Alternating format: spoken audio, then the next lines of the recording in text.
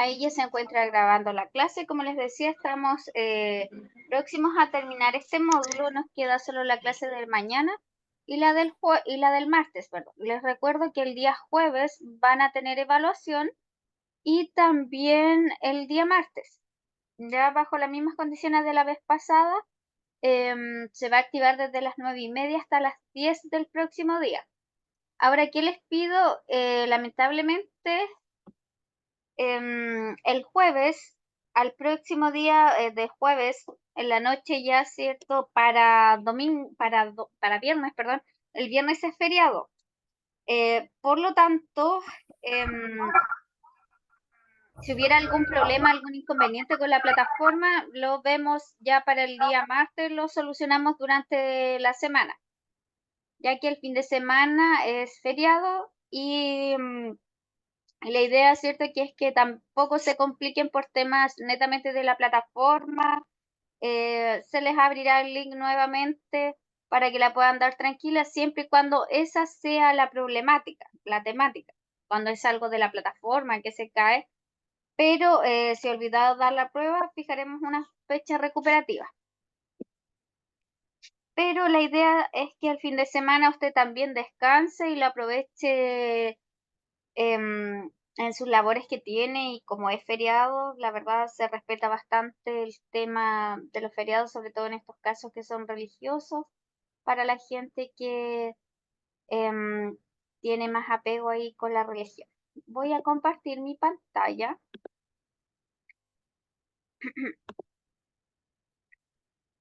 Así que ahí les encargo hacer buen uso de lo que es el tema de tener el número telefónico. Ya recuerden que yo dije que después de las 9, máximo 9:30, yo no, aunque me escriba el Papa, después de esa hora yo no respondo. Es el horario que tenemos y de los fines de semana, ustedes saben que por eso les deshabilitan los grupos de WhatsApp, porque el fin de semana nadie responde y por eso yo les decía que es súper difícil tomar pruebas los fines de semana. En este caso, como no es fin de semana, pero es feriado, em, está ese tema ahí para respetarles igual su feriado, que si ocurre algún problema para que no me empiecen a escribir ahí a veces el viernes feriado a última hora, hasta que se cierre el link, o si tienen alguna duda, lo vemos el martes en clase. Hoy día nos corresponde a terminar de ver todo lo que es el sistema LATME, ¿ya?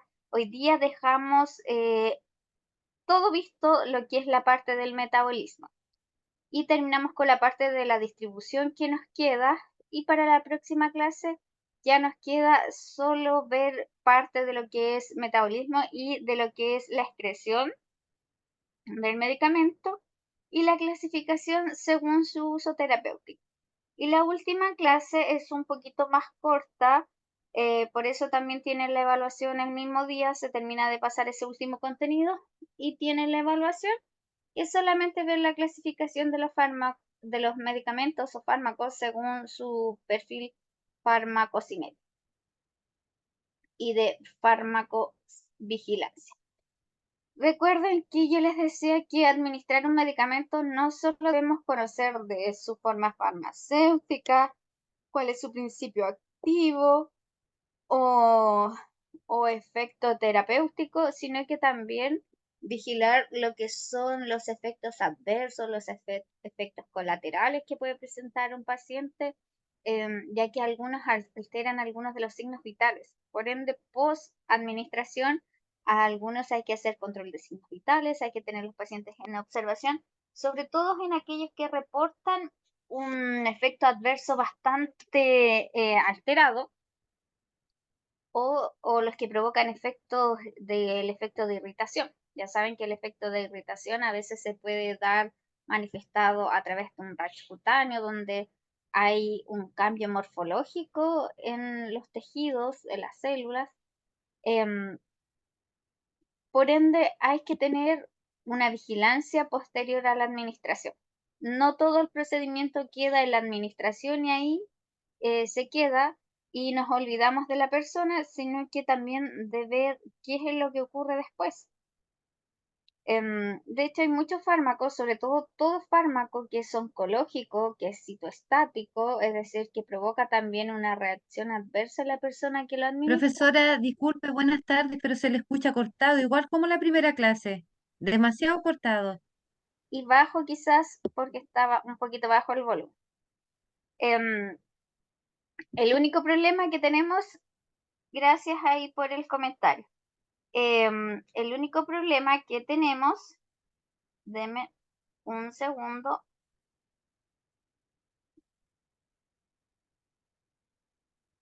con estos medicamentos que son citoestáticos son muy efectivos para el tema del cáncer.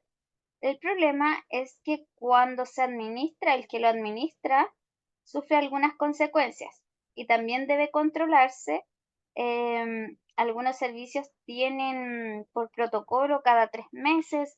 Las personas que trabajan en oncología tener que realizarse exámenes de sangre, sobre todo si está en edad fértil y si llega a estar embarazada, con mayor razón no puede administrar esos medicamentos.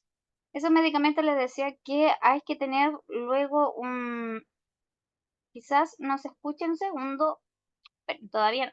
Hay que tener precaución al administrarlo, es decir, usar elementos de protección personal, ya sea una bata, un guante, y se elimina de forma especial en lo que es el REAS, en la clasificación de la basura hospitalaria, y rotulado como tóxico.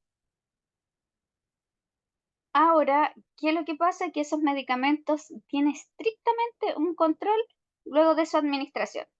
Es decir, lo administro y a la media hora debo realizar un control de signos vitales, ya sea con énfasis en frecuencia cardíaca o respiratoria, dependiendo del siguiente órgano que se vea alterado. Voy a cambiar la conexión porque a veces me aparece un poco inestable.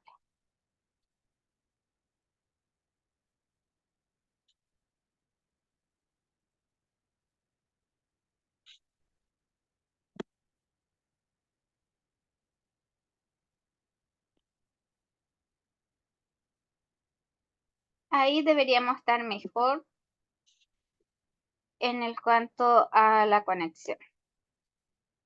Entonces nosotros estábamos revisando todo lo que era el sistema, es decir, en realidad lo que estábamos estudiando es la farmacocinética, ¿ya? Em, que en este caso es todo lo que el cuerpo le hace a las drogas. Es lo que, ¿cierto? Nos preguntaba ahí en la prueba qué era la farmacocinética, es como el cuerpo, lo que le hace en este caso a los medicamentos o las drogas. Y en este caso partíamos siempre por la liberación y la absorción, y eso siempre se iba a dar sobre todo en la administración, que era de forma oral. Les decía la clase anterior que el fármaco debía ir recubierto y tiene que ir formado entre sus recipientes y su forma farmacéutica que le van a ayudar y facilitar para llegar al intestino, donde ahí va a producir su liberación. Luego de eso el medicamento se libera, sale de su forma y empieza con la absorción. Em, la absorción debía ser a través de las membranas porque este tiene que llegar hasta lo que es el torrente sanguíneo. Y para eso teníamos distintos métodos que el medicamento llegaba a través del torrente sanguíneo. Y ahí teníamos los famosos transportes, que podían ser pasivo o el transporte especializado, que este cuadrito estaba muy bueno para ejemplificar.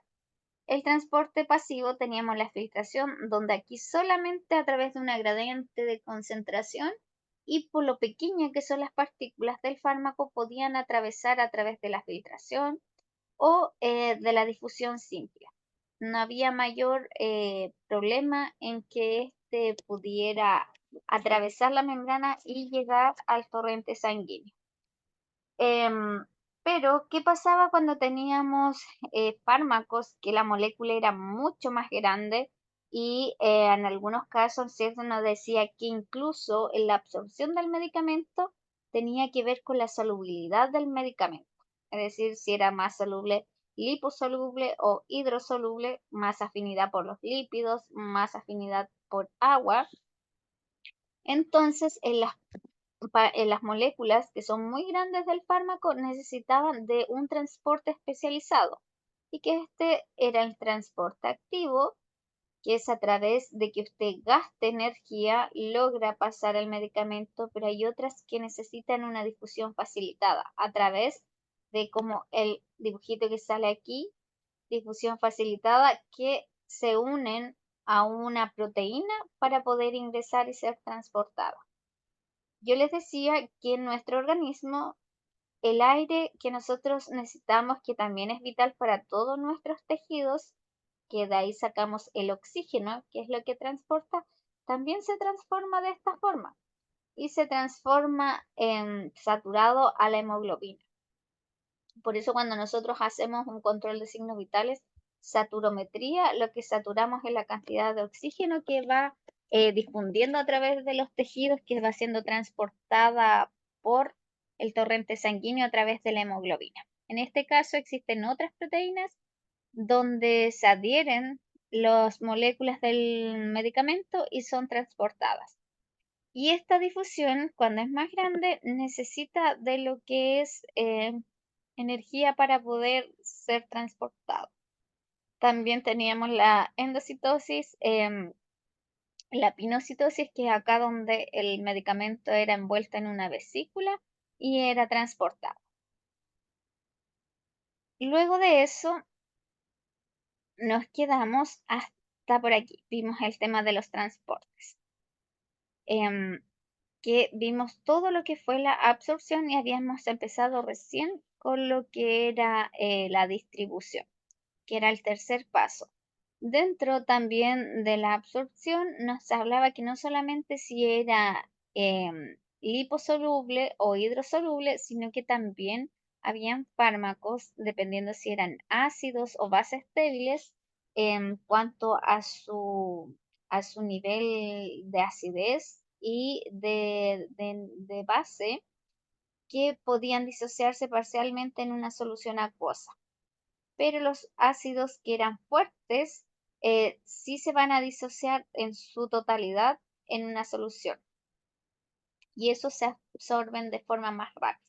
Entonces también hay distintos factores que influyen no solo en el transporte, sino que en su disolución, como el tema del pH, ¿cierto? Y de la base que tenga. Y quedamos hasta aquí. Y ahora nos íbamos al tercer paso, que era la distribución. Ahí se está compartiendo, voy a poner más grande. Dice que la distribución comprende el proceso de incorporación del medicamento desde la circulación sistémica a diferentes órganos y tejidos corporales. Y dice que este es un proceso que es reversible. Aquí, finalmente, el fármaco ya ha sufrido por un tercer paso donde recién está logrando llegar lo que en este caso hablamos de la biodisponibilidad, la fracción del medicamento que llegó al órgano luego de haber pasado de la liberación, absorción, distribución. Recién en la distribución, el medicamento se va al órgano donde debe ejercer su efecto terapéutico o al receptor. Nos dice que el tercer paso es la distribución, que se define como el proceso en el cual el fármaco pasa del espacio intravascular, es decir, desde el interior de los vasos sanguíneos hasta las células de los tejidos corporales para ejercer su acción.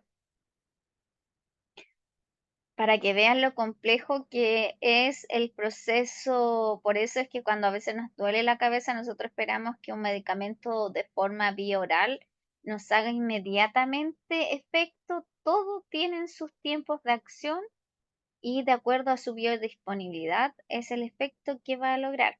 Imagínense el medicamento, entra por vía oral, baja al esófago, llega al estómago, del estómago al intestino, y en ese transcurso hay que tener cuidado porque nos decía que incluso la acidez de los jugos gástricos, habían medicamentos que los degradaba, es decir, al final es como que hubiese tomado agua.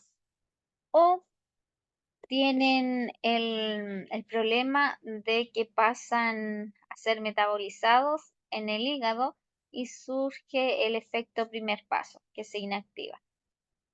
Entonces pasa por muchas partes y cuando finalmente llega al intestino y logra traspasar las membranas para llegar al sistema circulatorio, ahora tiene que salir de esos vasos sanguíneos para poder llegar al órgano a través del sistema circulatorio, porque imagínense, usted se tomó algo vía oral y quiere que llegue a la cabeza. Eso después de pasar de todos esos procesos, se va al torrente sanguíneo y tiene que empezar a viajar a través de la circulación sistémica. Y empieza a viajar hasta que ese medicamento está diseñado para que ejercer su función en ese órgano o en ese receptor específico. Si usted se toma un antiinflamatorio, va a ir ahí a los receptores inflamatorios, junto con los receptores del dolor para disminuir el dolor. Entonces tiene que viajar y llegar al trayecto específico a donde va a estar el órgano para que usted recién pueda sentir la magia del medicamento, por así decirlo, que recién pueda hacer su efecto terapéutico. Y que en algunos casos el efecto terapéutico tiene una cierta duración de horas. Es por eso que vamos dando los medicamentos en esquema. Em, la idea es que quede el efecto y que logre resolver el problema, porque si es muy cortito y no se logra llegar a las cantidades precisas, no estaría haciendo el efecto terapéutico deseado. Ahora es bastante complejo el proceso por todo el que tiene que llegar para ser distribuido, y una vez que está ahí en los vasos sanguíneos, este debe comenzar para llegar a los receptores específicos donde quiero que haga efecto. Dice que la incógnita a desarrollar es cómo se logra esta distribución. Para entender mejor, debemos pensar en un vaso sanguíneo. Un vaso sanguíneo puede ser una vena, una arteria, es todo lo que conforman el sistema circulatorio. Nosotros tenemos el corazón y tenemos la circulación. Tenemos una circulación central, que tenemos las venas que son más cercanas al corazón, y una circulación periférica, que nuestros vasos sanguíneos irrigan sangre desde la punta de su cabeza hasta la punta de su dedo. Es una red compleja de muchos vasos sanguíneos donde tenemos grandes, pequeños, algunos se encargan de llevar sangre venosa, otra sangre oxigenada. Entonces, esas son las posibles vías por las cuales se va a transportar un medicamento. Por eso nos dice que pensemos cómo es un vaso sanguíneo, ya que este es el que representa la circulación sanguínea, y fuera de este hay diferentes células que corresponden a su endotelio. Su endotelio nos habla del tejido del que está formado el vaso sanguíneo, es decir, la pared capilar que los rodea. Eso es el endotelio, así como yo les decía que las células están rodeadas de lo que es las membranas que las recubren. Las células tienen todos sus órganos, así como usted tiene su órgano, su riñón, su pulmón, las células también tienen todo un sinfín de órganos que las hacen que haga sus funciones. Si la célula tiene que producir energía, tiene las mitocondrias. Si tiene que excretar, lo hace a través de su aparato de Golgi, que en nuestro caso sería nuestros intestinos. Em, Y los vasos sanguíneos están formados del endotelio, que son las capas celulares que recubren de forma interna los vasos sanguíneos.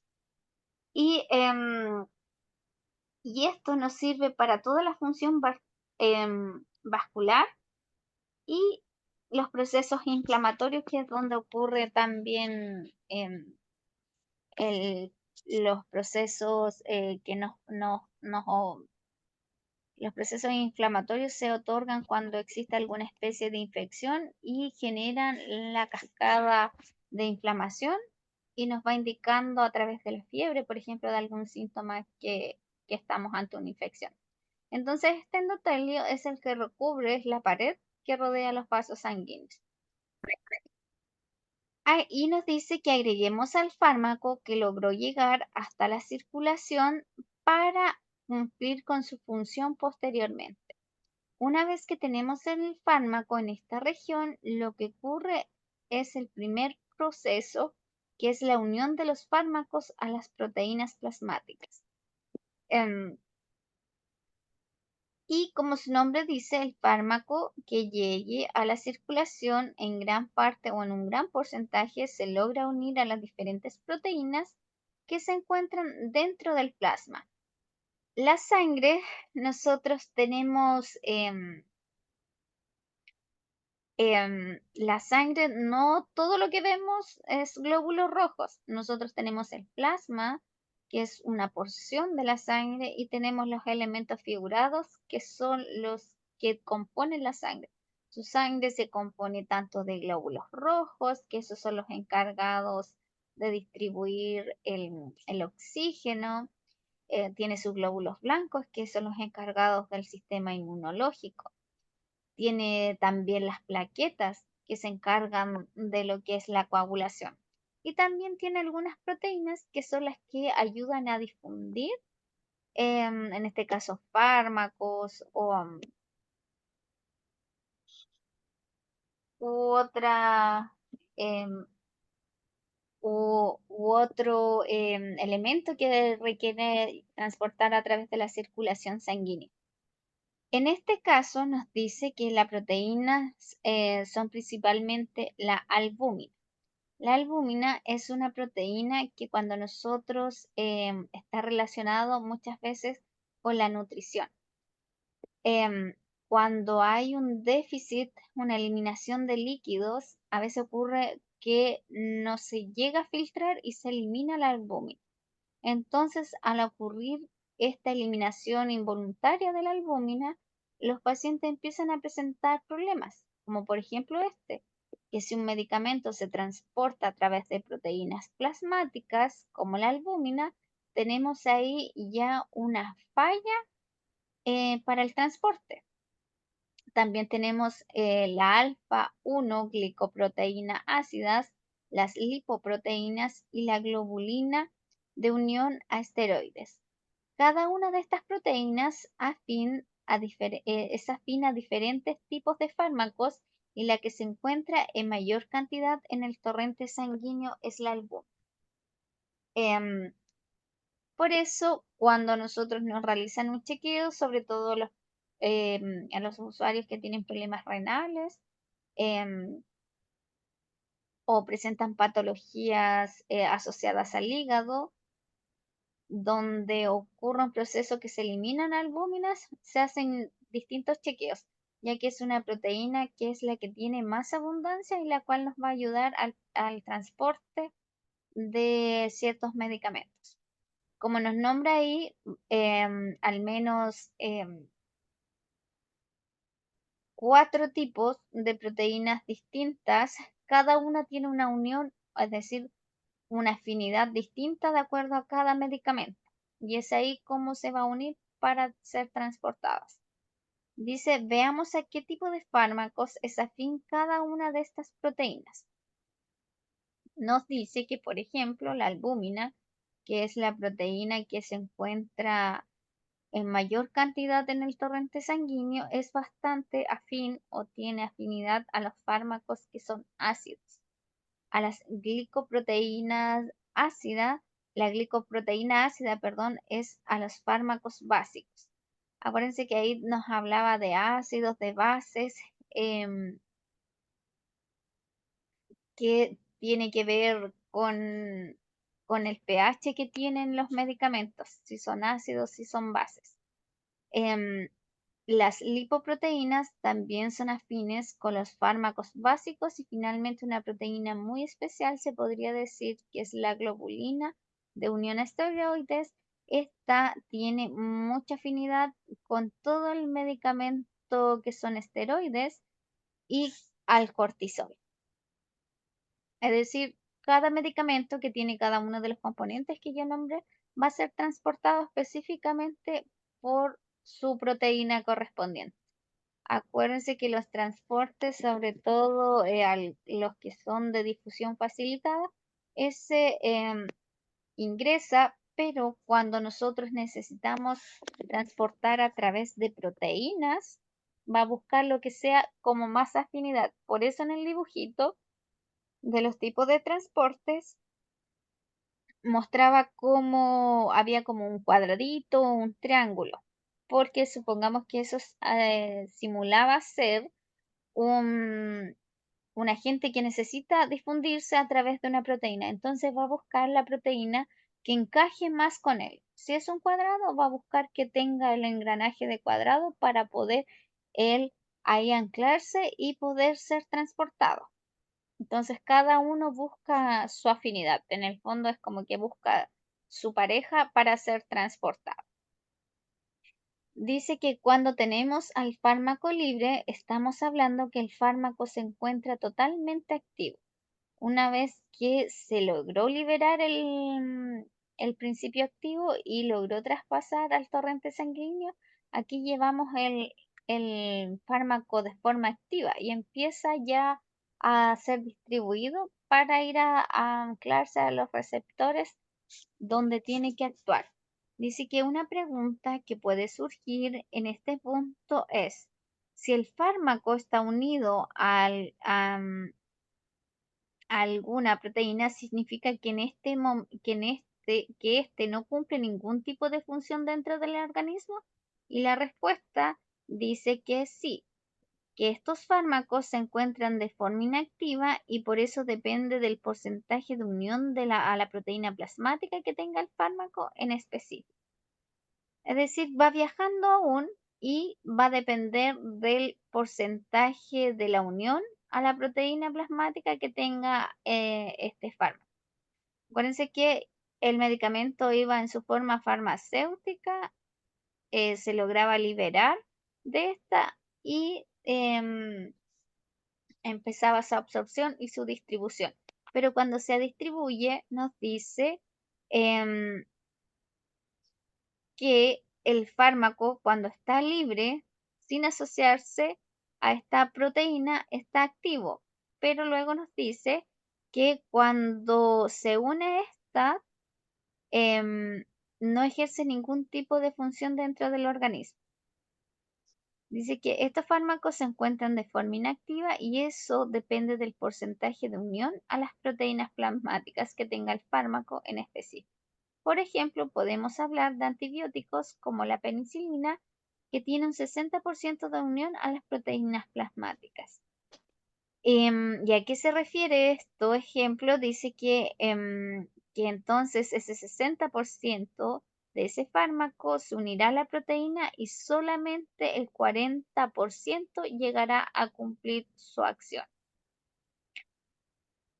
Es decir, el resto que queda libre de unirse a la proteína es lo que va a hacer que haga su acción farmacológica.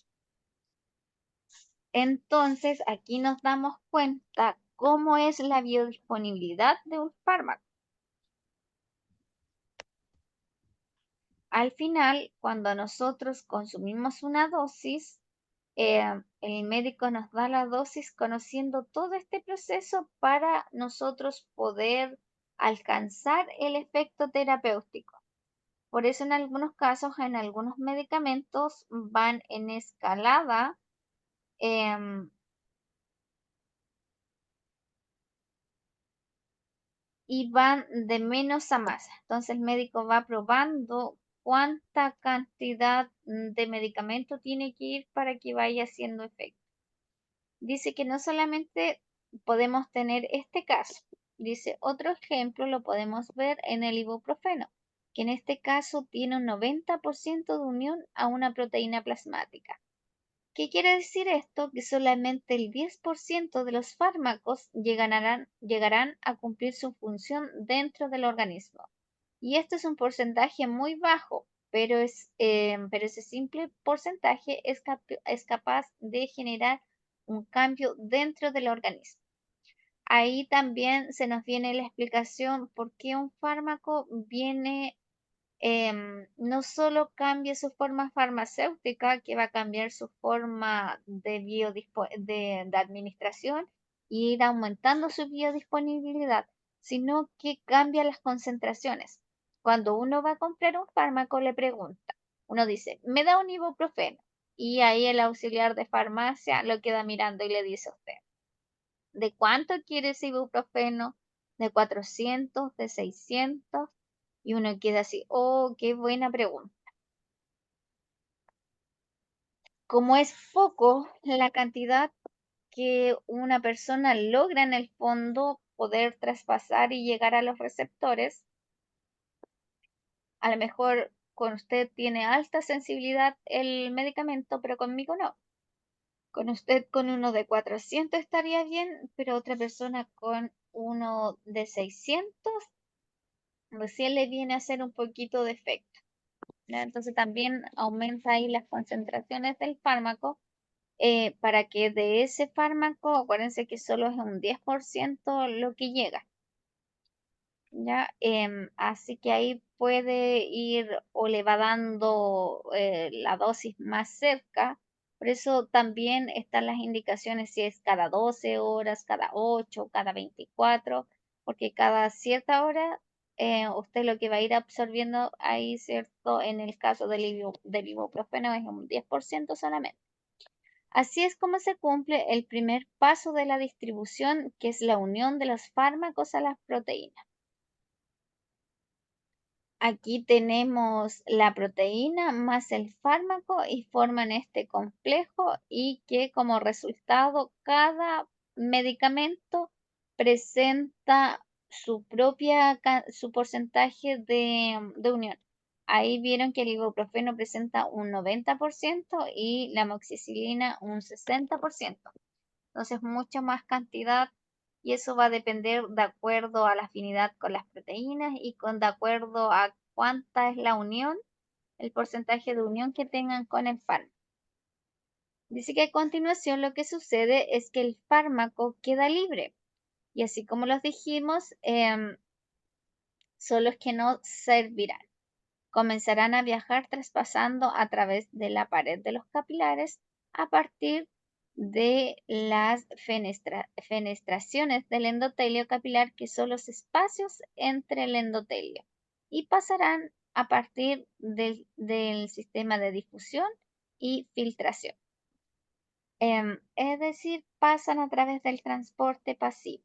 Así como el fármaco comienza a viajar desde el torrente sanguíneo para dirigirse a diferentes tejidos, como el corazón, los pulmones, el hígado, el cerebro, el estómago e incluso los riñones.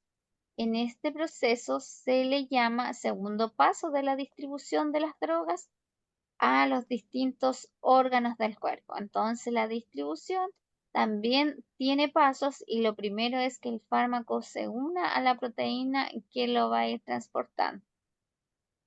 Luego es cuando este comienza a viajar desde el torrente sanguíneo hasta los diferentes órganos donde debe llegar para ejercer su efecto terapéutico. Este es el proceso regular que ocurre en los fármacos, pero hay otro tipo de membranas o barreras que cumplen o rigen cierto tipo de tejido dentro del organismo. Y este es el sistema nervioso central y el líquido cefalorraquídeo. Nosotros tenemos distintos órganos que cada uno, yo les decía, el cuerpo está constituido por muchos líquidos. em, Gran porcentaje de nuestro cuerpo es en base a los líquidos y nosotros tenemos líquidos intra y extracelulares. Y la función de estos líquidos que rodean nuestros órganos, nuestras células, en algunos casos es de protección, otros ayudan a filtrar, etc. Pero tenemos distintas membranas que nos están ahí generando estos gradientes de concentración. Y hay fármacos que no logran atravesar esta membrana y otras que sí. Y en este caso, a veces eso nos juega a favor y otras veces en contra. Por ejemplo, cuando tenemos en las embarazadas, cuando traspasas las membranas que recubren al feto, el medicamento quiere decir que va a traspasar incluso al nuevo ser que se está gestando y en él puede provocar efectos adversos. Ahora, por eso les digo, a ver, a veces nos juega a favor o en contra dependiendo de lo que yo quiera generar el efecto. Si quiero que llegue al cerebro, debe pasar la barrera del sistema nervioso.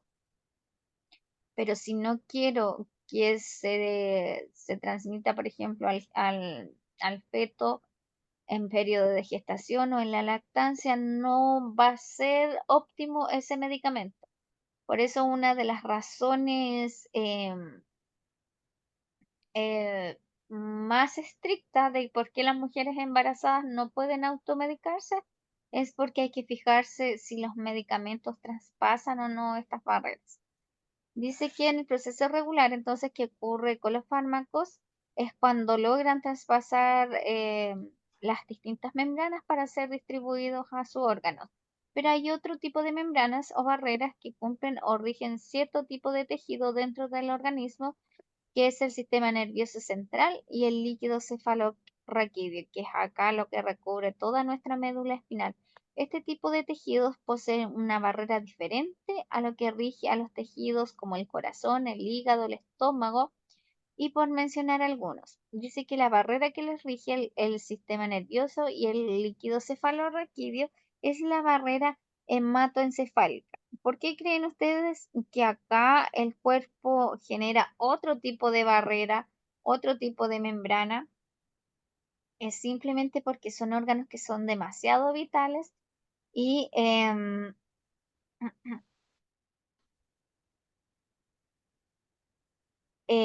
estos órganos como son vitales, no podemos tenerlos tan expuestos. Cuando ocurre, por ejemplo, las meningitis, es porque tenemos un microorganismo que incluso traspasa estas barreras y genera problemas neurológicos bastante importantes. Entonces, los medicamentos para evitar su toxicidad no deben pasar a esta barrera. Solo en los casos que yo quiera generar un efecto de medicamento, ahí sí. Pero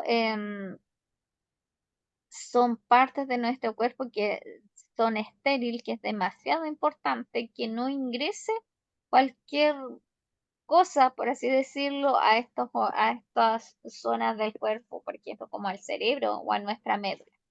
Dice que este tipo de barrera, las moléculas muy ionizadas. Un ion es una célula que tiene carga, que puede ser tanto positiva como negativa. No puede penetrar al cerebro, a diferencia de las moléculas que no tienen esta ionización, que sí pueden penetrar al cerebro. En definitiva, por la membrana hematoencefálica no puede pasar moléculas grandes. Pero nos dice que esta no es la única desventaja, que es decir, que no se van a poder traspasar iones, ni tampoco pueden pasar moléculas grandes, sino que también en este caso las penetraciones del endotelio capilar son bastante más estrechas, por ende es mucho más selectivo lo que va a llegar al cerebro y a nuestra médula espinal. Por lo tanto, cuando los medicamentos logren llegar ahí, un fármaco quiere penetrar y viaja al cerebro o al líquido cefalorraquídeo, lo que ocurre es que este fármaco no puede hacerlo con gran facilidad. Em, si es que es una molécula grande. porque las fenestraciones, que son los espacios que hay en el endotelio, son muy pequeñitas. Entonces ocurre un proceso mucho más complejo de filtración. Como les decía, es importante que no todo lo que esté en nuestro cuerpo pueda traspasar a nuestro cerebro y a nuestra médula espinal, porque si no tendríamos muchos problemas neurológicos. Pero el problema y ahí la desventaja que tiene es cuando tenemos que administrar un fármaco. No pueden ser fármacos ionizados o moléculas muy grandes porque cuesta traspasar esta barrera. Si bien nos genera ahí un beneficio en cuanto a enfermedades, pero cuando tenemos que aplicar medicamentos resulta ser una barrera que logra que traspase. Y eso también, si bien es una desventaja para un medicamento que yo quiero que actúe a ese nivel, pero también es un factor protector cuando tengo medicamentos que son muy tóxicos. Por ende, no va a traspasar ahí y no va a generar toxicidad a nivel neuronal. Entonces nos dice que entonces la barrera hematoencefálica es especial porque solamente permite la penetración de moléculas que no son ionizadas o que sean muy pequeñas, capaces de pasar a esta barrera. Y eso lo que hace también que la administración sea un poco segura de los fármacos, porque si no todos los fármacos podrían traspasar a estas barreras. Dice que de esta forma entonces cumplimos el segundo paso de la distribución de las drogas a los diferentes órganos. Un elemento que debemos desarrollar ahora es lo que sucede con los medicamentos unidos a las proteínas. Estos medicamentos pueden permanecer así desde 8 horas hasta incluso un año unidas a las proteínas, pero posteriormente estos fármacos y esas proteínas en el plasma van liberando poco a poco a los fármacos, lo que quiere decir que pueden actuar como depósitos o reservorios. A eso se refiere cuando logra traspasar y es tan dura em, mucho tiempo, también pueden funcionar como un depósito o un reservorio, pero también después, poco a poco, ir eliminando este fármaco que obviamente tendrá su acción terapéutica, pero no será tan grande, no será muy grande como inicial. También tenemos casos especiales, ya que existen diferentes fármacos que no solamente se unen a las proteínas del plasma, sino que también tienen afines con diferentes tejidos dentro del organismo. Em, Aquí nos muestra un dibujito donde tenemos las proteínas donde se pueden ir uniendo los fármacos para ser transportados. Y ahí estaba la albúmina, que era la proteína que presentaba con mayor cantidad dentro del organismo. Aquí estaba la alfa-1 glicoproteína ácida. También tenemos ahí, acuérdense que habían 4 tipos de proteínas que podían tener em, afinidad por los distintos fármacos. Acá nos habla de que tenemos 3 tipos de fármacos que son los metales pesados, las digoxinas y las tetraciclinas, que son los más comunes, que pueden presentarse de esta forma, es decir, pueden generar depósitos o reservorios. Cuando se hace mención a los metales pesados, estamos hablando del mercurio y el bismuto. Son metales pesados, son bastantes presentan bastante afinidad a estar presentes en los riñones, en el hígado y en el vaso. La dioxina es bastante frecuente que se deposite en el corazón, en el hígado y en los riñones. Y finalmente las tetraciclinas que se depositan son en los huesos y en los dientes. Dice que lo anterior sucede a partir de un proceso de transporte activo, que era el- un, un transporte facilitado. De esta forma es como se realiza la distribución o depósito de los fármacos, lo que puede o no ocurrir. Eso va a depender del fármaco y de cómo se une, si va a ser, si se realiza una distribución y se completa los 3 pasos, que acuérdense que lo primero es que se une el fármaco a las proteínas plasmáticas, el segundo que se empieza a distribuir las drogas a los diferentes órganos y finalmente el que puede o no ocurrir, que es la redistribución, que es vuelva a distribuirse o que se genere un depósito de estos fármacos en el cuerpo, en el organismo. Y que nos decía que incluso estos depósitos podían en algunas ocasiones durar hasta un año. Es por eso que existe la intoxicación por los metales pesados, porque estos casos, como el mercurio, tienen esta particularidad que se generan como depósitos. ¿Ya? También dice que hay diferentes factores que pueden llegar a modificar la distribución del fármaco. Entre ellos tenemos el tamaño del órgano, el flujo sanguíneo del tejido, la unión a proteínas plasmáticas, la solubilidad del fármaco y finalmente el volumen de la distribución. Todos estos factores pueden llegar a distribuir la modificación del fármaco. Dice que conocemos hablando del primer factor, que es el tamaño que comencemos hablando del primer factor que interfiere en la distribución, que es el tamaño del órgano.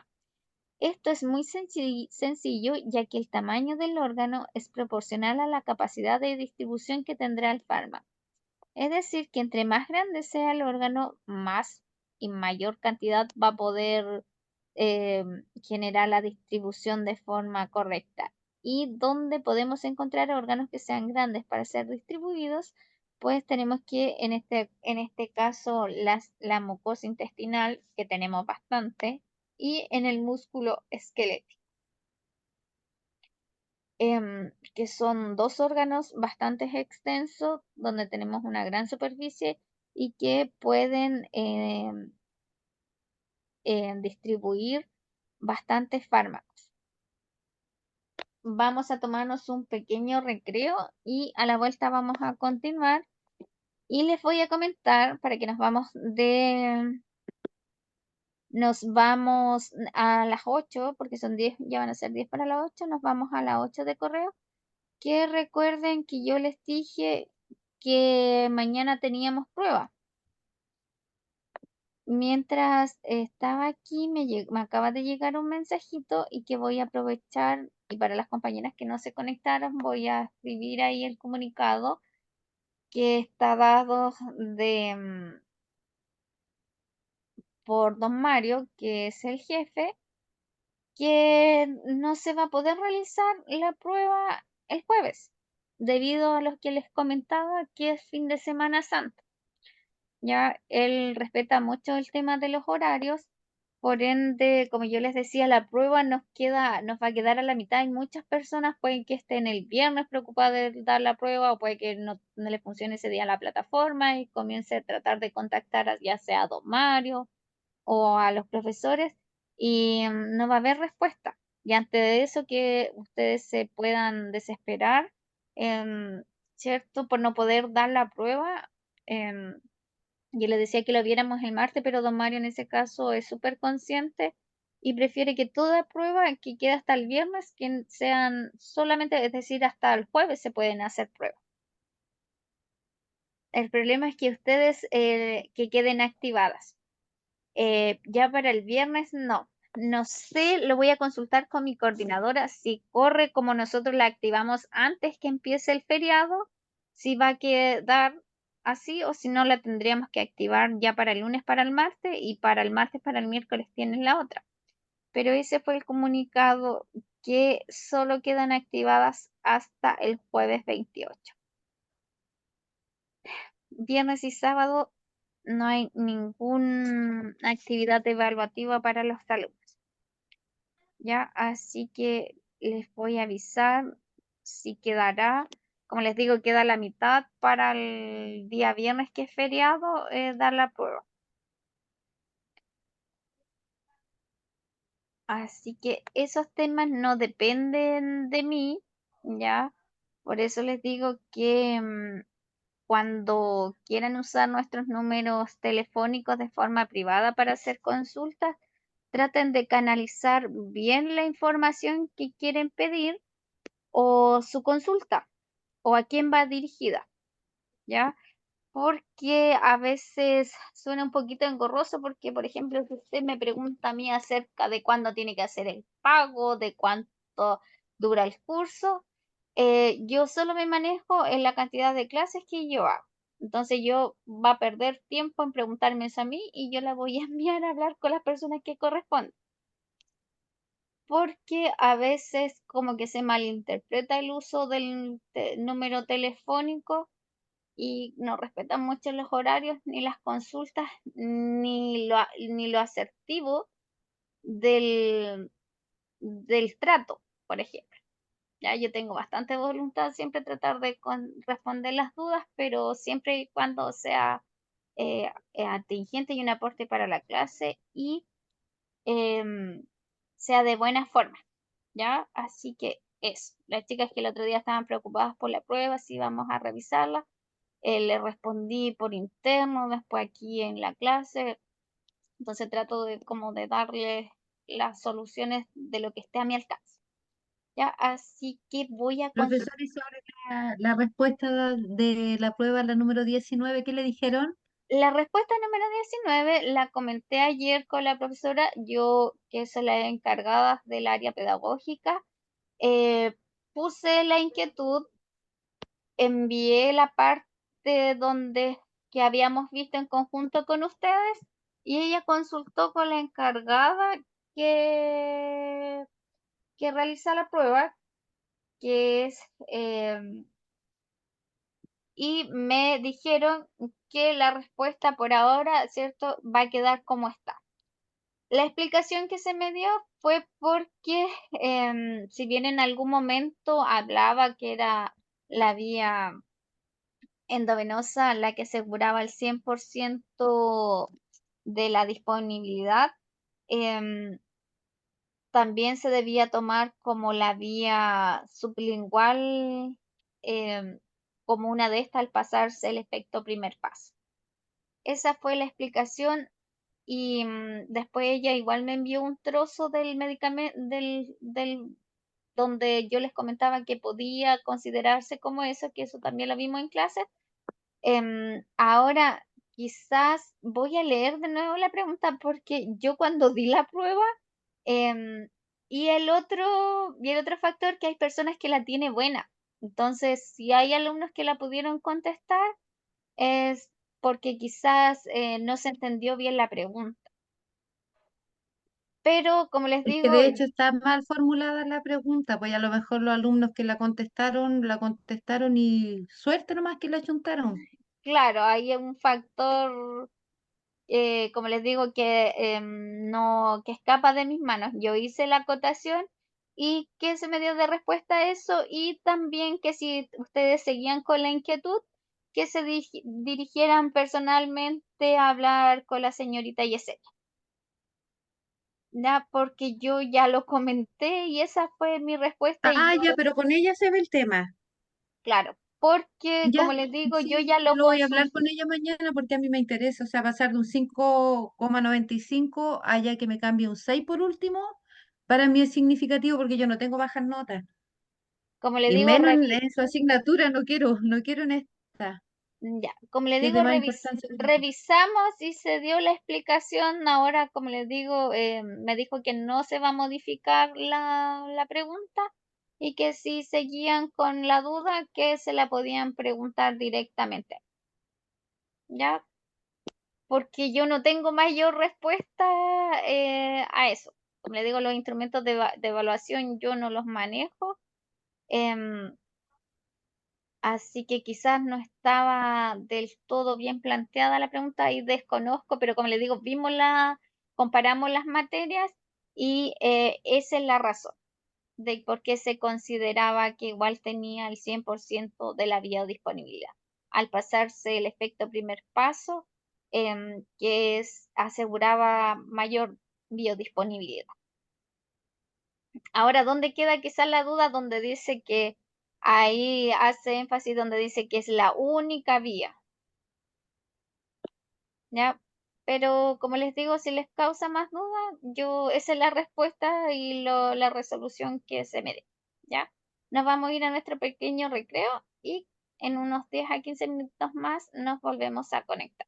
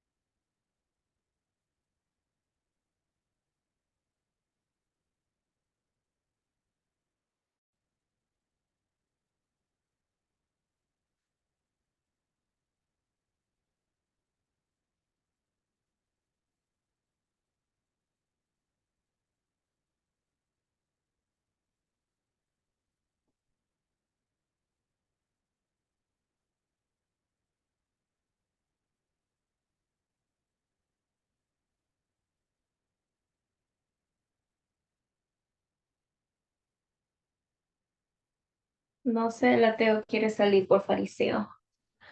Ah, estoy como que le has dado la mano a propósito, este gatito. Pero no, no creo que sea nada malo, solamente trata de cuidar la herida, ¿no? ¿De muy profundo?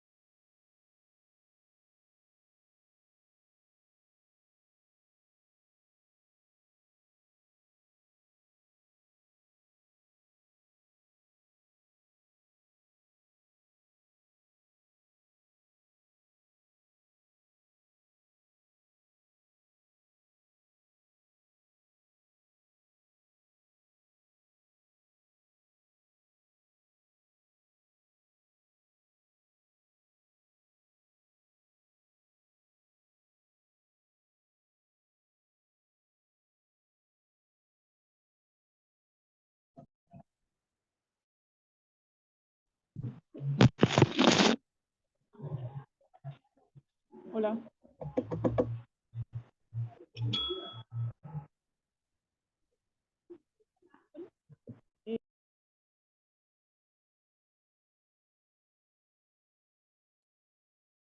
Estaba ahí viendo si estaba conectando a otra compañera.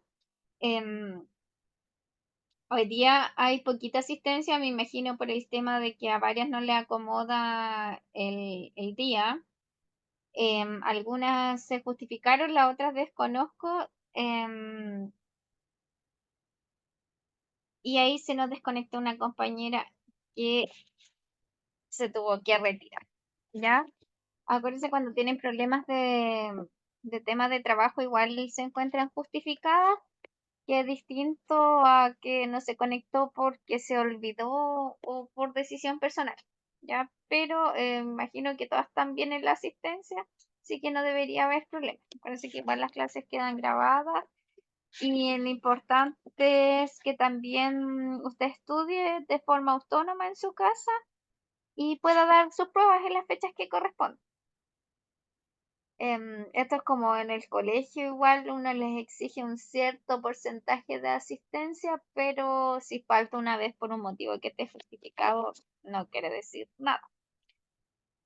Em, Así que imagino que fue por el tema de que a varias no les acomodaba hoy, pero mañana tenemos clase nuevamente. Ya voy a compartir la pantalla para comenzar. Les decía que voy a quedar de confirmarles si la prueba va a ir mañana o no, o si no la vamos a tener que cambiar para el lunes por el tema de que nos toca ir la mitad de la prueba en feriado. Ya. Ahora seguíamos pasando las partes de la farmacocinética del sistema LATME y íbamos justamente en la parte que correspondía a la D, que es la distribución. Para completar este sistema nos falta la M, que es el metabolismo, y la E de excreción o de eliminación. En cuanto a la distribución, vimos que es bastante complejo el proceso por el cual ocurre. Incluso recurrimos a ver ahí en su distribución a meternos a algo más complejo que es hablar un poquito de biología pura y de lo que son los tipos de transportes celulares que existen a través de las membranas celulares.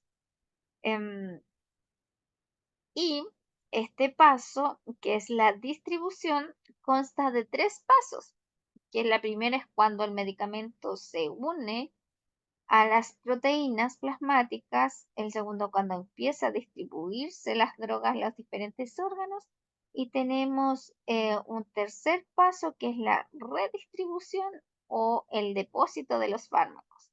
Y habían ciertos fármacos que a veces este último paso podía o no ocurrir y habían ciertos fármacos que presentaban más afinidad en lugar de redistribuirse, de llegar a ser al órgano donde debían hacer su efecto terapéutico, tenían la tendencia de formar un depósito o un reservorio, un depósito de estos fármacos y sobre todo nos hablaba bastante de lo que eran los metales pesados, como el mercurio y el bismuto, que podían tener la tendencia a generar depósitos.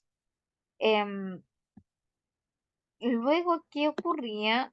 Íbamos acá hasta aquí. Nos decía que también existían distintos factores que iban a influir en lo que era el transporte en la distribución del fármaco y que estos podían cambiar o modificar la distribución del fármaco y entre ellos era el volumen del órgano, el flujo sanguíneo, la unión plasmática, la solubilidad del fármaco y finalmente el volumen de distribución. Y quedamos aquí. Decía que vamos a analizar primero el factor que era el tamaño y que esto era muy sencillo de relacionar, que entre más tamaño el órgano, iba a ser proporcional a la capacidad de distribución del fármaco. ¿Qué quiere decir que sea proporcional? Que entre más grande sea el órgano, va a ser mayor la posibilidad de distribución del fármaco. Y aquí nos nombraba dos órganos que eran que presentaban una gran superficie, un gran tamaño de distribución, que era la mucosa intestinal y el músculo esquelético.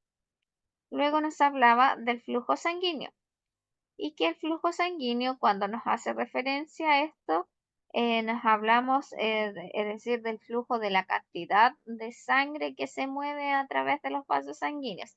Si nosotros tenemos vasos sanguíneos que son más amplios, otros más pequeñitos, tenemos los más pequeñitos que son más superficiales como los capilares, a diferencia de una vena profunda que sea más grande, tiene mayor volumen y mayor flujo. Dice que el flujo sanguíneo del tejido hace referencia a que entre mayor sea el flujo, mayor será la cantidad de medicamento que llegará en un menor tiempo.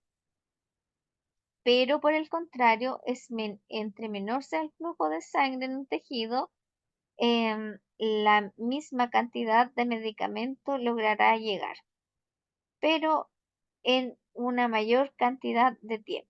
Acá no es como en la superficie. Eso nos quiere decir que entre mayor superficie de distribución, mayor va a ser.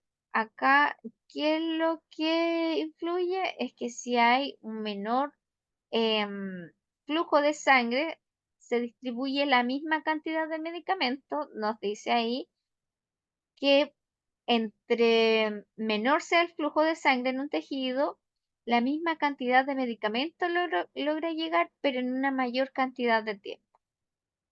Porque no tiene que ver con, acá es, por así decirlo, es que usted va a llegar el mismo medicamento, solo que la vía por la cual se va a transportar, algunas son más estrechas. Es como cuando usted quiere llenar una botella, por ejemplo, con la llave completa, harto flujo, llega la cantidad del medicamento, pero en menor tiempo, pero a través del flujo, si es pequeñito, usted usa la media llave, va a llegar va a llenar la misma botella, pero se va a demorar más. Hay como una analogía para que quede en cuanto al flujo, nos dice que nos hace esa referencia. Entre mayor flujo, mayor va a ser la cantidad de medicamento y llegará en un menor tiempo. Pero por el contrario, si el flujo del tejido es menor, llega a la misma cantidad, pero en un mayor tiempo. Aquí hace como referencia el juego en cuanto al tiempo, el flujo. Piense que como es un flujo, es como un canal que las va a llevar. Entonces, si el canal tiene harto flujo, va a ir mucho más rápido. En cambio, si un canal más corrientoso, con menos flujo, va a ir más lentito. Para explicar cómo afecta la unión a las proteínas plasmáticas en la distribución, debemos recordar lo que mencionamos anteriormente, que en una proteína más un fármaco es igual a un fármaco inactivo. Acuérdese que la proteína se unía y no se encontraba activado y posterior a eso era solo un porcentaje del fármaco el que se lograba llegar al sitio donde debía hacer efecto. Entonces nos dice que una proteína más un fármaco es igual a un fármaco inactivo y por el contrario el fármaco libre es igual a un fármaco activo. Eso es lo que nos decía adelante. Cuando el fármaco se une a la proteína que lo va a transformar, es inactivo. Pero cuando el fármaco está libre, es decir, libre de la proteína, eso se refiere que no se ha unido a ninguna proteína para ser transportado, el fármaco está activo. Entonces existe la posibilidad de que el fármaco llegue a unirse a muchas proteínas, que en este caso nos dice que la distribución se haga imposible porque no hay fármacos activos o fármacos libres. ¿Qué nos quiere decir esto? Que como yo les decía, dice ahí su material, que cuando el fármaco se une a la proteína para ser distribuido se encuentra de forma inactivo. Pero por el contrario, el fármaco cuando está libre, es decir, no está unido ahí a la proteína y es un fármaco activo. Entonces, existe la posibilidad de que el fármaco llegue a unirse a muchas proteínas. En este caso, la distribución se haga imposible, es decir, como el fármaco va a encontrarse inactivo, dice que la distribución en algunos casos va a ser imposible porque no hay fármacos activos o fármacos libres. Pero aquí hay una regla muy importante, nos dice, y es que esto solamente tiene importancia clínica solo para medicamentos que se unen en más del 80% a las proteínas y que en este solamente tiene importancia clínica, perdón, los medicamentos que se unen en un 80% a las proteínas plasmáticas. Acuérdense que delante vimos el ejemplo que cuando el medicamento se une a la proteína plasmática, cada uno tiene un cierto porcentaje. Ahí nos hablaba del ibuprofeno, que es un ejemplo que se une el 90%. Ahí rige para él esta regla que es importante, pero todos los medicamentos que tengan menos ya del 80% no influye. Es decir, no tiene este problema de distribución, porque aquí, ¿qué nos está diciendo en el fondo? Que los medicamentos, al unirse a muchas proteínas, al final no queda medicamento libre, o sea, no queda medicamento activo. Entonces, por eso nos dice que aquí hay una regla muy importante en el caso, la distribución. Esta regla solo se va a cumplir para quienes se unan en más de un 80% a proteínas plasmáticas, como el ejemplo anteriormente mencionado del ibuprofeno. En este caso, por ejemplo, obviaremos a la penicilina y otros antibióticos, pero para eso debemos conocer bien los porcentajes de cada fármaco. Es decir, cada uno representa su propio porcentaje de adherencia, de unión a las proteínas, y en este caso, en aquellos que pone más del 80% de unión, se aplica esta regla. Dice también que la solubilidad del fármaco es lo que los hace ser más afines con los lípidos en el caso de los que son liposolubles o hidrosolubles en el caso del agua. Si son fármacos liposolubles, van a tener una mayor capacidad para ser distribuidos. Pero si son fármacos hidrosolubles, tienen una menor capacidad, pero siempre y cuando sean de alto peso molecular o de bajo peso molecular, ya que los de bajo peso molecular tienen mayor probabilidad de ser distribuidos de forma normal. Acuérdense que aparte del tamaño de las moléculas, también nos hablaba en el tema de la distribución, que de la difusión que también iba a influir el peso molecular que tenga. Ahí ya hablamos de la química de las moléculas y que eso iba a facilitar, lógicamente, entre más pequeño sea el tamaño y de menos bajo peso molecular, facilitaba su difusión. Ahora aquí nos habla finalmente del volumen de distribución.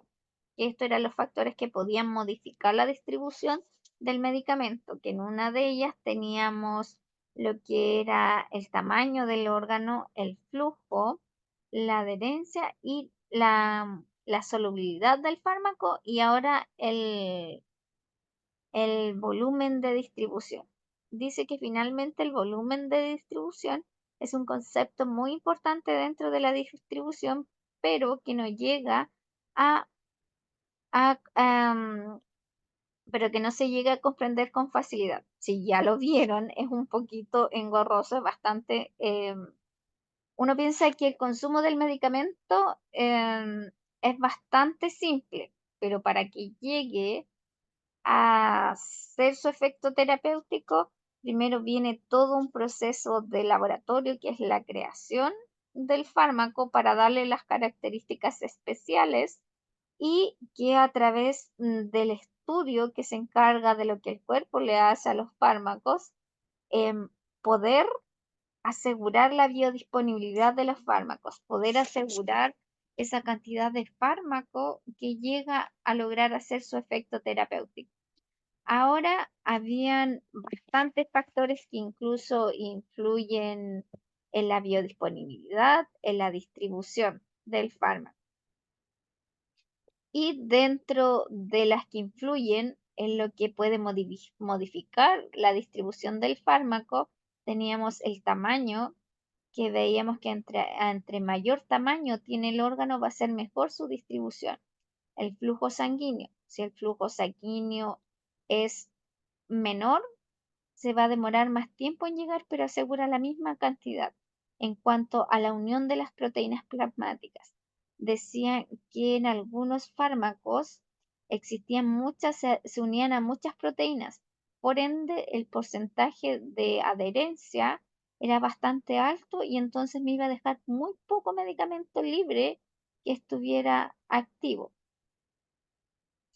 Y la solubilidad del fármaco, que nos decía que entre más liposoluble era mejor la distribución y su bajo peso molecular también lo hacía que tuviera la capacidad de distribuirse mejor. Y el volumen nos dice que es un concepto muy importante dentro de la distribución, pero que no se llega a comprender con facilidad. Se define como el espacio corporal en apariencia disponible para contener un medicamento. Para obtener este volumen de distribución, lo podemos conseguir a partir de una fórmula.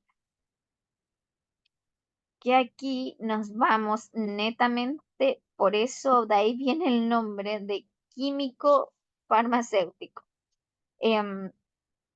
Aplicamos fórmulas donde el volumen de distribución, abreviado como DB, va a ser igual a la cantidad de fármaco en el cuerpo.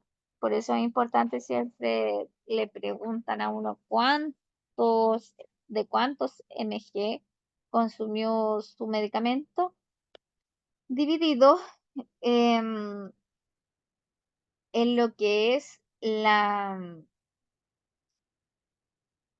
concentración plasmática. Acuérdense que aquí hablamos de solamente química y biología, y hablamos de aquí de concentración plasmática, se refiere a la concentración eh, del, del plasma que contiene que también forma parte de la sangre. Y aquí nos da un ejemplo a ver si nos queda un poquito más claro.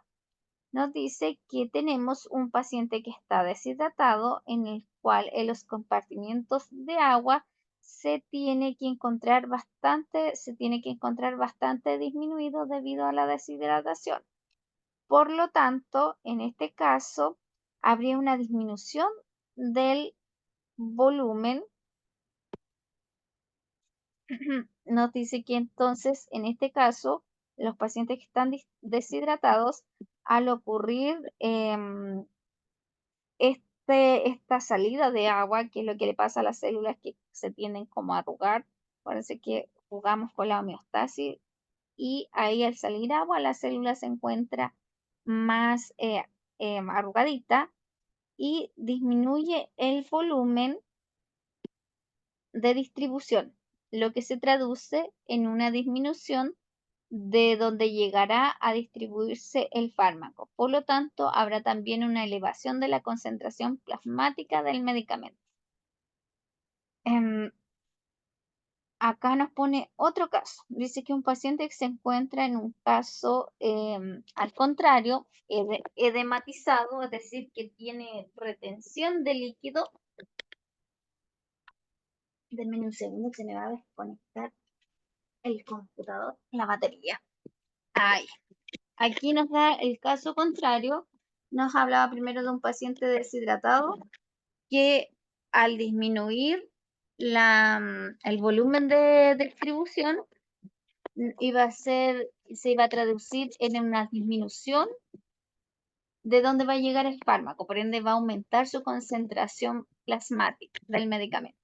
Pero cuando tenemos el contrario, que es un paciente que está edematoso, en este caso, el líquido en el paciente se encuentra muy aumentado. Por lo tanto, el volumen de distribución se encontrará elevado y si el volumen se encuentra elevado, las concentraciones plasmáticas del medicamento se encontrarán disminuidas. Ahí nos da ejemplos del volumen de distribución que se puede calcular a través de una fórmula, que es la cantidad del fármaco en el cuerpo por la concentración plasmática. Y tenemos ejemplos que cuando ocurre una deshidratación, se eleva la concentración plasmática del medicamento. Y cuando hay edemas, se eleva la concentración plasmática del medicamento y esta se eleva el volumen y se encuentra ahí, se encontrará disminuida la concentración plasmática del medicamento. Dice que entonces a esto lo que se refiere al volumen de distribución, es decir, todo lo que será distribuido, es decir, donde será distribuido el fármaco, en qué espacio será distribuido y esto depende de la cantidad de líquido que tenga cada paciente. ¿Se acuerdan que yo les decía que todo el cuerpo, toda la mayoría es decir, todos los procesos fisiológicos en el cuerpo están dados por la cantidad de líquido que nosotros tenemos? Para que ocurra una homeostasis y que el cuerpo se encuentre en equilibrio, tiene que tener cierta cantidad de líquido de las distribuciones de su líquido. Si no, ocurren problemas como esto cuando se deshidratan los pacientes o cuando se edematizan, es decir, que tiene un aumento de volumen. Ahora dice que la distribución de un fármaco hace referencia a dónde será distribuido, a qué espacio será distribuido y que esto va a depender de la cantidad de líquido que tenga cada paciente. Y esto es para ver qué concentraciones plasmáticas habrá del medicamento. Las concentraciones plasmáticas de un medicamento, es decir, la concentración de fármaco que tiene a nivel plasmático, es decir, a nivel sanguíneo, incluso uno puede medirlo a través de una muestra de sangre. Y hay medicamentos, como les digo, que requieren de un control estricto de cierta cantidad para lograr el efecto el efecto terapéutico. Entonces, a medida que se va dando al médico, el medicamento, perdón, se van midiendo los niveles plasmáticos del medicamento en sangre para ir ajustando las dosis, ya sea subiendo o bajando dependiendo del resultado del examen. Con respecto a, a saber con las cantidades plasmáticas que tiene el medicamento, dice que obviamente tenemos que tomar en cuenta que esto sirve para ver la cantidad de fármaco específica que le daremos a un cierto paciente, pero obviamente esto ya está prediseñado en cada fármaco para cada paciente, como regla general, ¿ya? Pero como les decía, existen medicamentos que existen de estricto rigor de la distribución, es decir, de su concentración plasmática, cuánto medicamento llegó directamente al plasma y si requiere de un control a través de exámenes de sangre. Pero otro nos dice que ya viene prediseñado porque el estudio, los que se encarga, en este caso de la fabricación de los medicamentos, ya existen estudios comprobados, por ejemplo, como nombraba el ibuprofeno, para efectos quizás de generar una desinflamación local, de disminuir, de ayudar con un dolor. aunque sea ese 90% que se adhiere a las proteínas y solo un 10% que llegue del fármaco, usted alcanza una cierta cantidad de concentración plasmática para poder generar un efecto en el cuerpo. Porque si no fuera así, no lo asegurara, sería como que tomara agua, sería un placebo solamente. Por eso nos decía que en algunas personas con ese pequeño 10% era necesario, era suficiente para generar un cambio en el cuerpo.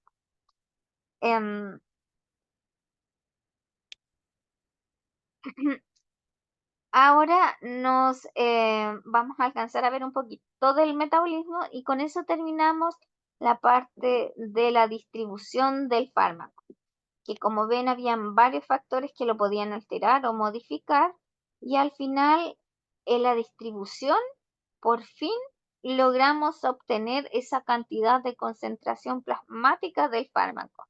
Es un paso bastante largo que en el fondo nuestro cuerpo le hace al fármaco para poder obtener la concentración del medicamento y que haga efecto.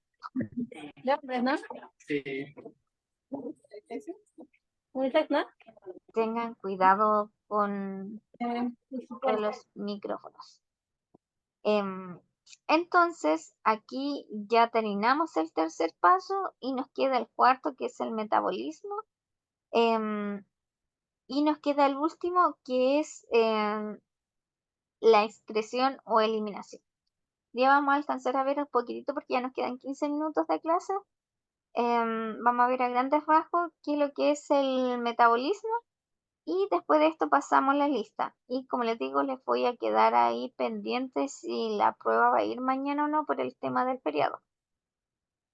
Yo creo que sería bueno que fuera para que no se atrasen más.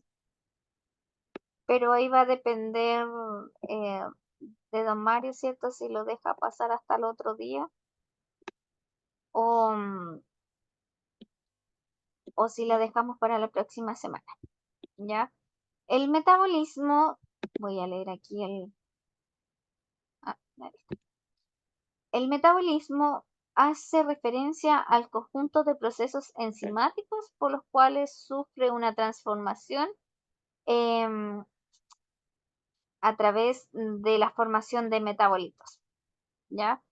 Que era como en el fondo ir descomponiendo, en este caso, haciendo una biotransformación del fármaco, como ir sacando lo que tiene mayor solubilidad, lo que está activo, inactivo, y poder favorecer la eliminación del, del medicamento a través de un distinto órgano con el cual tiene más afinidad para poder ser eliminado. Yo les decía que no todo lo que trae un fármaco o algunos fármacos incluso traen como efectos adversos algo más tóxico y eso debe ser eliminado del cuerpo. Y a través de lo que es el metabolismo aseguramos que ese proceso pase. El fármaco tiene que llegar lo que llega a las concentraciones plasmáticas para poder hacer su efecto. El resto debe ser eliminado porque si no nos pasa que algunos generan estos efectos que son de depósitos y no siempre tener grandes cantidades de un medicamento en el cuerpo es saludable. De hecho, los depósitos de mercurio sí se transforman a largo plazo en una problemática. Entonces, el metabolismo nos sirve para esto. Dice que el metabolismo se define como el conjunto de procesos enzimáticos por los cuales el fármaco sufre diferentes biotransformaciones. Es decir, va cambiando, va sufriendo distintos procesos enzimáticos que van a hacer que sufra esta biotransformación y que origina la formación de metabolitos activos o inactivos de mayor solubilidad para favorecer su eliminación del organismo.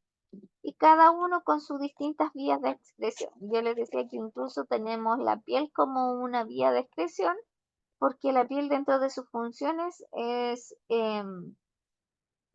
ayuda a la excreción a través del sudor, de distintos desechos metabólicos.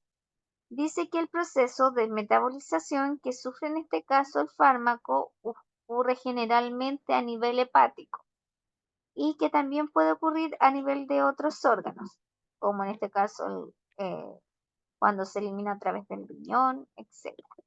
Ahora recuerden que cuando pasaba por la etapa de metabolismo en el hígado, en algunas ocasiones ocurrían a través de estos cambios la inactivación incluso del fármaco, que era ese paso en el efecto primer paso. Dice que entonces el metabolismo sufre dos cambios, que son los cambios de inactivación y los cambios de activación, o procesos de activación y procesos de inactivación. Ahí, ¿cierto? Cuando el fármaco se iba ahí por el otro lado, es cuando se inactivaba. Dice que el proceso de activación se da cuando el fármaco original ingresa en forma de profármaco, es decir, que ingresa de forma inactiva y requiere ser metabolizado para posteriormente activarse. A eso se refiere con biocambios que a través de procesos enzimáticos que nos ayudan a que el fármaco se active o se inactive, dependiendo de cómo ingrese ahí al cuerpo. Cuando ingresa en forma de profármaco, es decir, de forma inactivada, debe ocurrir este metabolismo para poder activarse. Y dice que el proceso de inactivación ocurre cuando el fármaco original ingresa de forma activa y este debe metabolizarse para adquirir la forma de metabolito. Y el metabolito hace referencia a todo fármaco que ha sido metabolizado. Vamos a entender, utilizar mucho la palabra metabolismo, porque el metabolismo lo que ocurre es que produce cambios, ¿ya? A eso se refiere con metabolismo, que asegura la biotransformación del fármaco, es decir, si va activo, lo cambia inactivo, si va inactivo, lo activa, ¿ya? Hasta aquí vamos a dejar la clase de hoy, vamos a pasar lista, mañana nos queda solamente ver la mitad de lo que es em, la metabolización y luego nos queda la excreción. Es lo último que nos queda y luego nos queda la clasificación de medicamentos que sería para el martes y con eso terminamos todas las clases.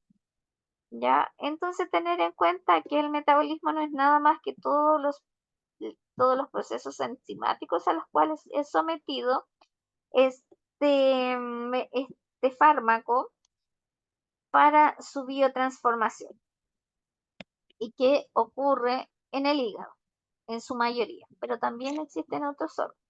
Y nos dice que a nivel hepático el metabolismo ocurre a partir de dos fases que son la 1 y la 2, donde la 1 corresponde a las reacciones no sintéticas y la fase 2 corresponde a reacciones sintéticas. Hasta ahí vamos a dejar encaminado para la próxima clase. Voy a pasar la lista. Nos quedan 10 minutitos. Vamos a pasar la lista para que se vayan a descansar. No sé si tienen alguna duda, algo.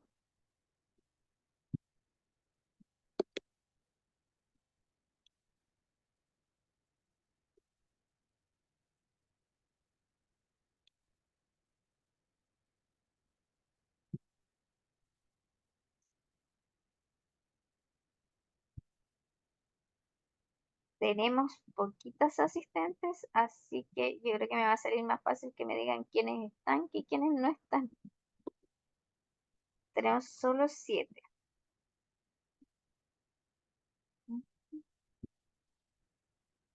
cargando la lista. Ay, hoy día debemos agregar sesión. Añadir sesión extra.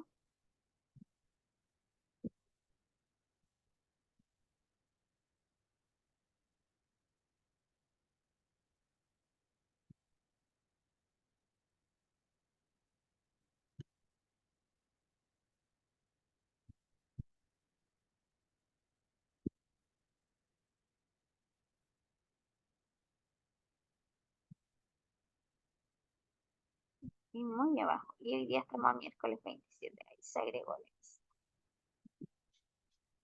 Y tenemos presente a la Geraldine. Sí, Romina.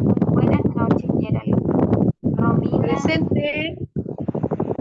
Ahí la dejé presente. Vamos a revisar quiénes me dijeron que estaban presentes.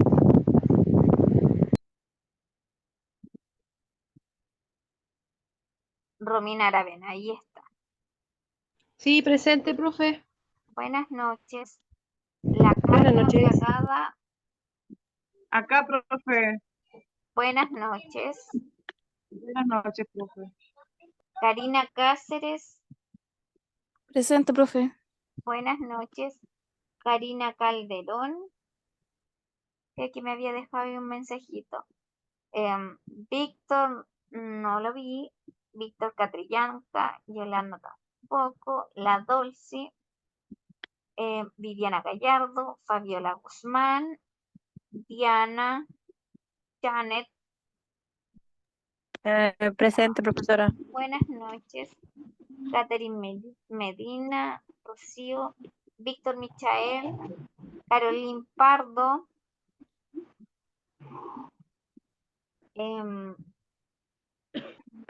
Natalie Parra. Presente. Buenas noches. Paola, Macarena Reyes, Ángela Salcedo, que estaba presente, se nos desconectó un poquito antes.